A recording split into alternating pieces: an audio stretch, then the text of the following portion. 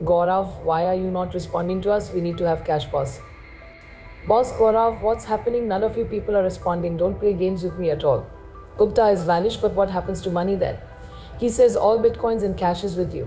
महाराष्ट्रात आज विधानसभा निवडणुकीसाठीचं मतदान पार पडत होतं आणि त्याच दरम्यान महाराष्ट्रामध्ये एक खळबळजनक घटना, एक खळबळजनक घोटाळा समोर आला आणि हा घोटाळा म्हणजे बिटकॉइन घोटाळा. यामध्ये राष्ट्रवादी काँग्रेसच्या नेत्या आणि खासदार सुप्रिया सुळे तसेच काँग्रेसचे नेते नाना पटोले यांच्या कथित ऑडिओ क्लिप सुद्धा व्हायरल झाल्याची माहिती समोर आली होती. पुण्याचे माजी पोलीस अधिकारी रवींद्र पाटील यांनी महाराष्ट्र विधानसभा निवडणूक 2024 मध्ये परकीय चलनाचा वापर केल्याचा किंबहुना आर्थिक व्यवहारांसाठी बिटकॉइनचा वापर केला गेला असल्याचा दावा केला होता आणि याचेच काही आरोप त्यांनी सुप्रिया सुळे आणि नाना पटोले यांच्यावरती सुद्धा लावले होते. दुसरीकडे भाजपचे प्रवक्ते सुधांशु त्रिवेदी यांनी या संदर्भात पत्रकार परिषद घेत रात्रीच कॉल रेकॉर्डिंग, चॅट्सचे स्क्रीनशॉट असे काही पुरावे सुद्धा दाखवले होते. त्यामुळे एकूणच प्रकरण ऐन मतदानाच्या दिवशी प्रचंड चर्चेत राहिलं. दरम्यान सुप्रिया सुळे, नाना पटोले या दोघांनी सुद्धा आपल्या व्हायरल झालेल्या ऑडिओ क्लिप्स बद्दलचं स्पष्टीकरण दिलं होतं. त्यांनी आरोप साहजिकच फेटाळून लावले होते.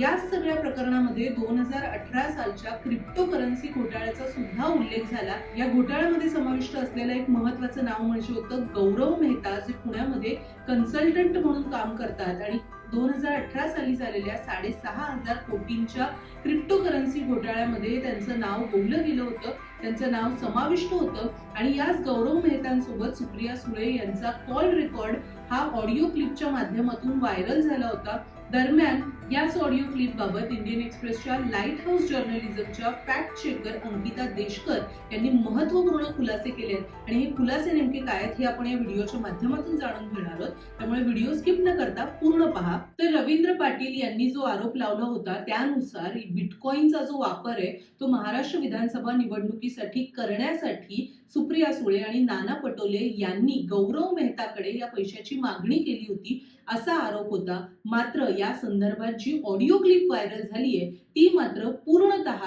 चुकीची किंबहुना AI जनरेटेड असल्याचं फॅक्ट चेकच्या अहवालामध्ये समोर आलेलं आहे.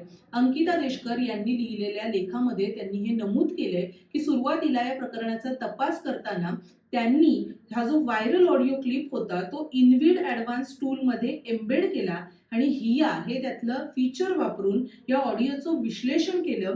या ऑडिओ विश्लेषणामध्ये असं दिसून आलं की यातील 98% भाग हा ऑडिओ क्लोनिंग म्हणजेच सुप्रिया सुळेंच्या आवाजाची नक्कल करून साकारण्यात आलेला आहे, तयार करण्यात आलेला आहे. त्यामुळे मूळ ऑडिओ क्लिप मधला जो आवाज आहे तो सुप्रिया सुळे यांचा नाही, तो AI जनरेटेड आहे अशी माहिती स्पष्ट झालेली आहे. त्यामुळे जे दावे, जे आरोप सुप्रिया सुळे, नाना पटोले यांच्यावरती करण्यात आले होते जे खरं तर सुरुवातीला सुप्रिया सुळेंनी फेटाळून लावले होते. निवडणूक आयोगाकडे याविषयी गुन्हा देखील दाखल केला होता. सायबर पोलिसांची सुद्धा त्यांनी मदत मागितली होती. ते दावे खरं तर जे ऑडिओ क्लिपच्या आधारे होते की ऑडिओ क्लिप तरी फेक असल्याची, खोटी असल्याची माहिती स्पष्ट होतीये. या प्रकरणाचा तपास पुढे होऊ शकतो. मात्र याचा जो आधार होता, याचा जो पुरावा होता, किंबहुना जी सोशल मीडियावरती क्लिप व्हायरल झाली होती ती मात्र फेक आहे हे या फॅक्ट चेकिंगच्या अहवालामधून समोर येते. सुरुवातीला आता आपण ही जी ऑडिओ क्लिप व्हायरल झाली होती ती काय होती ते सुद्धा ऐकूया आणि त्याचबरोबर सुप्रिया सुळे, शरद पवार आणि नाना पटोले यांनी या संदर्भात काय स्पष्टीकरण दिलं ते सुद्धा जाणून घेऊया. Gaurav, why are you not responding to us? We need to have cash, boss.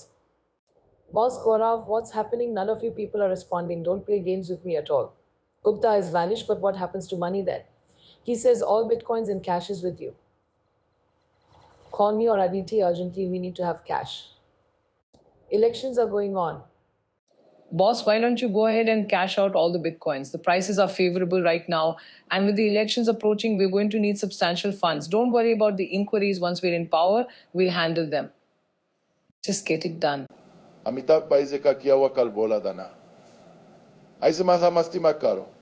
एक तो मैंने पूरी कल शाम को मुझे मीडिया से ये पता चला और जब मीडिया से मुझे पता चला वो मीडिया में मैंने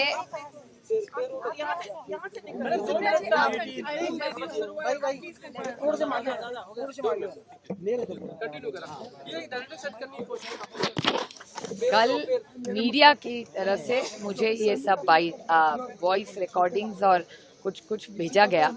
जब मेरे हाथ में आया, मैंने पहली चीज की कि मैंने पूना के कमिश्नर साहब को फोन किया और मैंने कमिश्नर जी को बोला कि ये फेक कुछ वीडियोस चल रहे हैं, मैं आपको भेज रही हूँ, मुझे साइबर क्राइम में कंप्लेन करनी है। तो उन्होंने कहा जरूर आप करिए। मैंने फट से साइबर क्राइम में ऑनलाइन में कंप्लेन कर दी कल शाम को।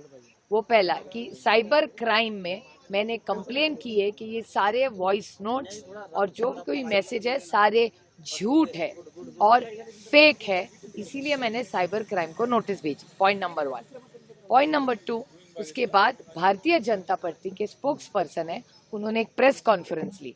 उसके बाद बहुत सारे मीडिया के लोगों ने मुझे फोन किया, मैंने हर एक को मैंने रिप्लाई किया और हर चैनल्स के भी मैं आभारी हूँ कि आपने दिखाया भी मेरी जो आरोप था उसका जो जवाब मैंने दिया वो हर मीडिया हाउस ने दिखाया। मैं आपकी तहे दिल से आभारी हूँ।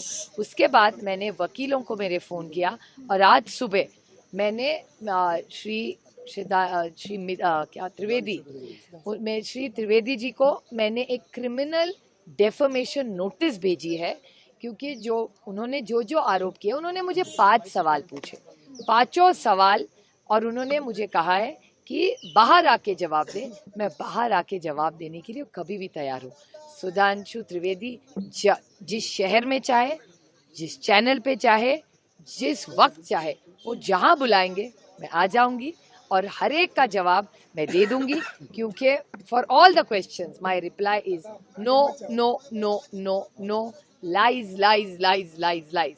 सारे आरोप झूठ है, मैं इसके बारे में कुछ नहीं जानती और इसीलिए मैंने पहले साइबर क्राइम को कंप्लेन की, point number 1, end point number 2 मैंने डिफॉर्मेशन का नोटिस उनको भेजा। लग रहे हैं और एक आपका ऑडियो भी वो मेरा है क्या, वो पूरा देश मेरा आवाज पहचानता है। मोदी जी तो मेरा आवाज को तो अच्छे से समझते हैं, लेकिन जिस तरह से ऊंची राजनीति बीजेपी ने शुरू किया है हार के डर से, वो तो अब स्पष्ट हो चुकी है।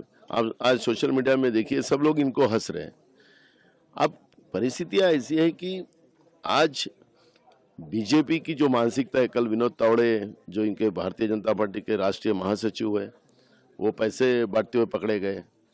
दूसरे देवेंद्र फडणवीस के पीए जिसको आरवी का टिकट दिया, उसके गोदाम में दारू मिली।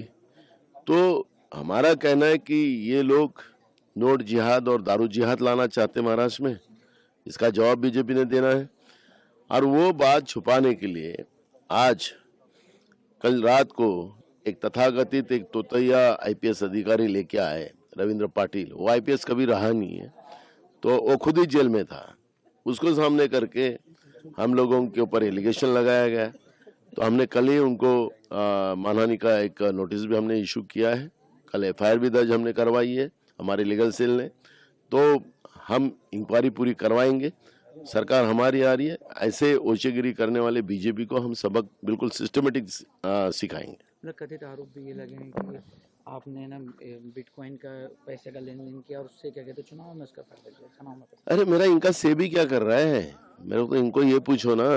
नरेंद्र मोदी के कब्जे में है सेबी का तो क्या क्या माहौल हुआ तो पता है पूरे देश की जनता को। जब अगर हम लोग ऐसा कर रहे हैं तो इनका सेबी क्या कर रहा था। दरम्यान बिटकॉइन घोटाळ्या प्रकरणीचे तसेच क्रिप्टोकरन्सीच्या घोटाळ्या प्रकरणीचे सविस्तर अपडेट्स जाणून घेण्यासाठी आपण आजच लोकसत्ता लाईव्हच्या YouTube चॅनलला आवर्जून सबस्क्राईब करा। हा व्हिडिओ अधिकाधिक लोकांपर्यंत शेअर करा, जेणेकरून या ऑडिओ क्लिप्सच्या व्हायरल होण्याच्या संबंधित ज्या खोट्या बातम्या पसरतायत त्यांना कुठेतरी आळा बसू शकेल। व्हिडिओ आवडला असेल तर लाईक करायला विसरू नका। तशाच आपल्या प्रतिक्रिया कमेंटमध्ये सुद्धा नक्की नोंदवा। पण नवनवीन अपडेट्ससाठी पाहत रहा लोकसत्ता लाईव्ह।